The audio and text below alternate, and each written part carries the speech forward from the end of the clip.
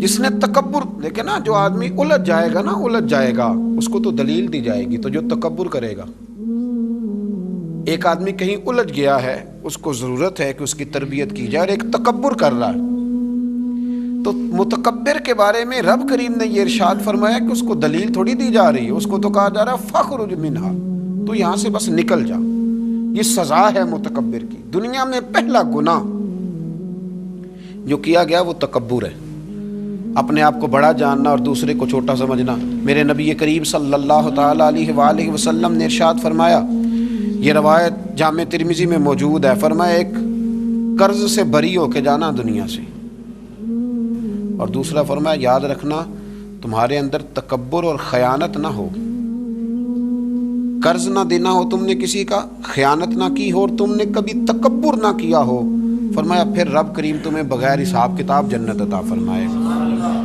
ان چیزوں سے بچنا، گویا حضور فرماتے ہیں ان سے تم بچ گئے نا تو باقی گناہوں سے خود بخود بچ جاؤ گے، باقی معاملات خود بخود سمٹ جائیں گے۔ ان سے بچ کے رہنا، محفوظ رہنا۔ تکبر بہت کیا جاتا ہے، کسی کو اپنے علم پر تکبر ہونے لگا ہے، کسی کو اپنے عمل پر تکبر ہونے لگا ہے، کسی کو سلطنت کے ہونے پر تکبر ہونے لگا ہے۔ کچھ لوگ کہتے ہیں میں جانتا زیادہ ہوں اس لیے میرے اندر تکبر ہے۔ کچھ لوگ ایسے ہیں جن لوگوں کو برادری پر اور نسب پر تکبر ہونے لگا ہے۔ بڑے بڑے لوگوں نے تکبر کیا، فرعون نے بھی تکبر کیا اور کہنے لگا کہ میں تو رب ہوں، پھر رب کریم نے اسے سمندر کی، دریا کی لہروں کے حوالے کیا۔ کل تک جو لوگ اس کے اشاروں پہ چلتے تھے نا، جب وہ غوطے کھا رہا تھا نا دریا کے اندر، تو پھر روتا تھا کہ کوئی مجھے بچا لے، کوئی مجھے بچا لے۔ اس نے غوطے کھائے اور کہنے لگا کہ میں حضرت موسیٰ اور ہارون کے رب پر ایمان لاتا ہوں، پر اب تو سارا کچھ دیکھ داکھ کے مان رہا تھا نا، تو اس کا ایمان بھی قبول نہ ہوا، پھر پھینک دیا گیا سمندر سے باہر۔ آج تک نشان عبرت بنے ہوئے ہیں یہ لوگ۔ نمرود بھی کہتا تھا کہ معاذ اللہ میں خدا ہوں، اور جب حضرت سیدنا ابراہیم خلیل اللہ علیہ السلام نے فرمایا نا کہ آسمان تو رب تو وہ ہے جو آسمانوں کا رب ہے، رب تو وہ ہے۔ اللہ تبارک و تعالیٰ نا اس متکبر آدمی کو آزماتا ہے، اسے تھوڑا سا موقع اور دیتا ہے، تو یہ سمجھتا ہے میرا روب چل رہا ہے، اللہ اسے آزماتا ہے، یہ سمجھتا ہے کہ دیکھا میرا جو ہے وہ میرا عصا، میرا ڈنڈا صحیح کام کر رہا ہے، حالانکہ اللہ تو موقع دے رہا ہے، اور جب پھر وہ کھینچتا ہے، پھر حضور علیہ السلام فرماتے ہیں تمہارے رب سے سخت کسی کی پکڑ ہوتی نہیں۔ یہ سمجھتا ہے کہ دیکھا نا میں جیسے کہہ رہا ہوں ویسے نظام چل رہا۔ نمرود کہنے لگا میں رب ہوں، تو حضرت ابراہیم علیہ السلام نے فرمایا رب تو وہ ہے جو آسمانوں زمینوں کا رب ہے۔ کہنے لگا اچھا، اس نے نا تیر چلائے آسمان کی طرف، معاذ اللہ رب کریم کو قتل کرنے لگا، تیر چلائے، تو اللہ نے اس کا امتحان لیا۔ تیر جب اوپر جاتا تھا تو خالی ہوتا تھا، واپس آتا تھا تو اس کو خون لگا ہوتا تھا۔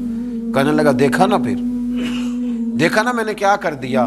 کتنا بڑا بادشاہ، پوری دنیا پہ حکومت کرنے والا، پر مالک کی بے نیازی کے قربان جائیں، ایک مچھر ہی گھسا ہے ناک میں، اور پھر وہ مچھر نکل نہیں پایا، پھر اس مچھر نے اس کو مار ڈالا۔ تکبر والے لوگ جب تکبر کر رہے ہوتے ہیں، جب بول رہے ہوتے ہیں تو کہہ رہے ہوتے ہیں تو مجھے جانتا نہیں، تجھے میرا پتہ نہیں، وہ تو کس سے بات کر رہا ہے، تجھے خبر ہے تو کس کے ساتھ گفتگو کر رہا ہے۔ اور بھائی بڑے بڑے اونچے بولنے والے، پھر اس طرح ان کی آوازیں بند ہوئیں کہ کوئی ان کی سننے والا نہ ملا۔ بڑے بڑے اونچے جملے کہنے والے اس تیزی کے ساتھ خاموش ہوئے کہ پھر دوبارہ انہیں احساس تک نہ ہوا کہ ہمیں بولنا بھی آتا تھا۔ کیا حیثیت ہے انسان کی، کس بات پہ تکبر کرتا ہے۔ میرے شیخ کامل رحمۃ اللہ علیہ، میرے اصحاب رحمۃ اللہ علیہ فرمایا کرتے تھے انسان تجھے صرف 2 وقت روٹی نہ کھانے کو دی جائے تو اپنی ٹانگوں پہ چل نہیں سکتا، اور 10 راتوں کی بات نہیں، 1 رات نہ تجھے سونے دیا جائے، صرف 1 رات، تو اگلے دن تو اپنی ٹانگوں پہ کھڑا نہیں ہو سکتا۔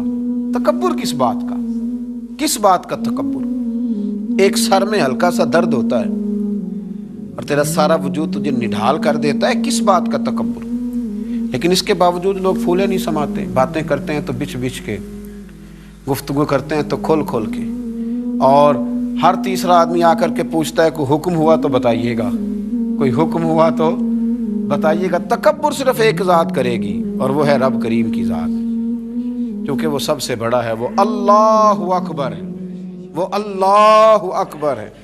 محدثین ایک بڑی خوبصورت بات لکھتے ہیں اس عنوان پر، وہ کہتے ہیں کہ تکبر کرنے والا یوں ہی سمجھو کہ جیسے اس نے کوئی کسی کا غلام تھا نا، تو اس نے اپنے بادشاہ کا تاج اٹھا کے اپنے سر پہ رکھ لیا تھا۔ تب جو بادشاہ کا تاج غلام اٹھا کے سر پہ رکھے گا تو پھر درے تو کھائے گا، اس لیے کہ تاج تو بادشاہ کے سر پہ ہی سجتا ہے۔ تو تکبر تو اللہ کی چادر ہے، اس لیے کہ وہ سب سے بڑا ہے۔ تو اب اگر کوئی شخص اس چادر کو پکڑے گا اور کہے گا نہیں مجھے بھی بڑا بننا ہے، تو پھر درے تو وہ کھائے گا، پھر آزمائش سے تو اسے گزرنا ہے۔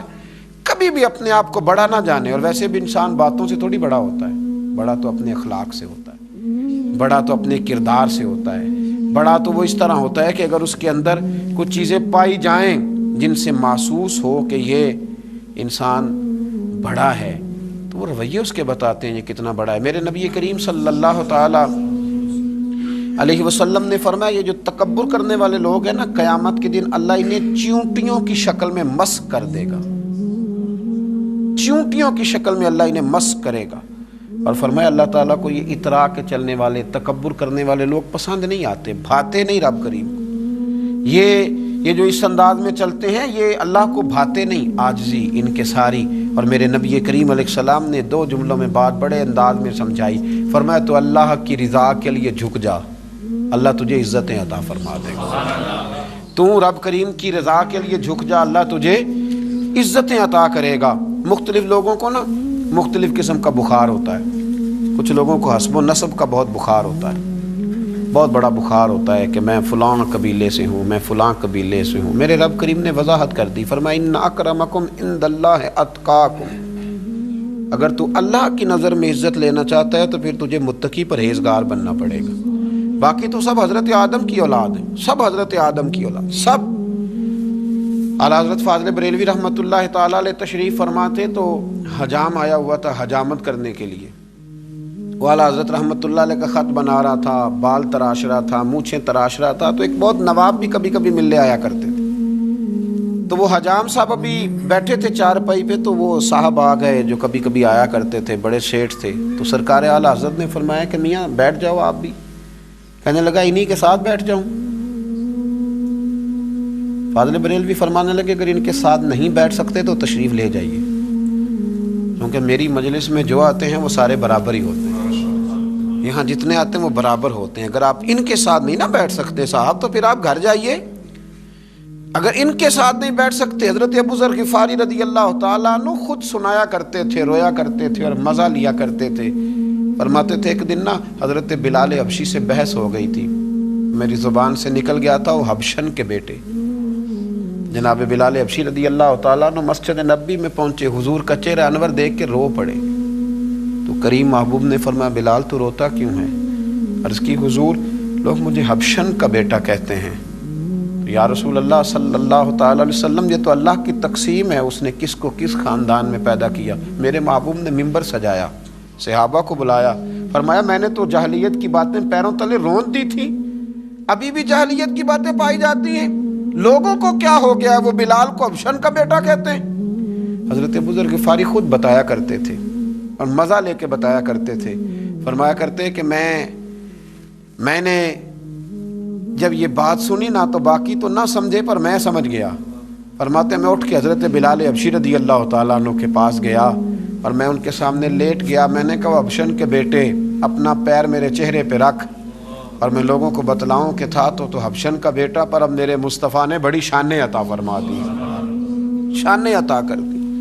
بندہ و صاحب و محتاج و غنی ایک ہوئے، تیری سرکار میں پہنچے تو سبھی ایک ہوئے۔ تو میرے بھائی یہ حسب و نسب کا غرور، یہ تکبر، اقبال کے سامنے آ کے کسی نے کہا کہ میرا دادا یہ تھا، میرا پردادا یہ تھا، میرا ابا یہ تھا، تو اقبال کہنے لگے تھے تو آبا تمہارے ہی مگر تم کیا ہو؟ میاں چھوڑ تو کس قبیلے کا ہے، تیرے اندر کوئی بات ہے تو بتا۔